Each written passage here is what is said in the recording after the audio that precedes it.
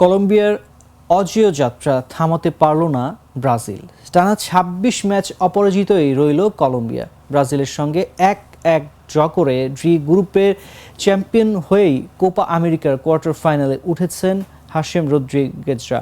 দ্বিতীয় হয়ে শেষ ৮-এ নাম লিখিয়েছে ব্রাজিলও।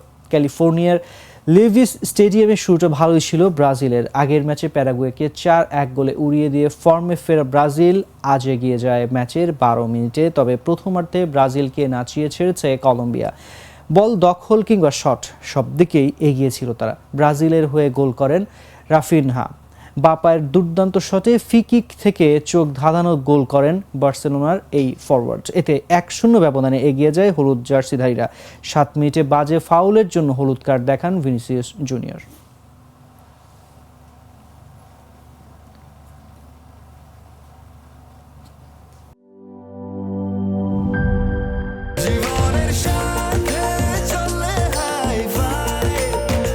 স্বাস্থ্যকর অল টাইম ফ্যামিলি কেক, সব সময় অল টাইম হেলদি লাইফ।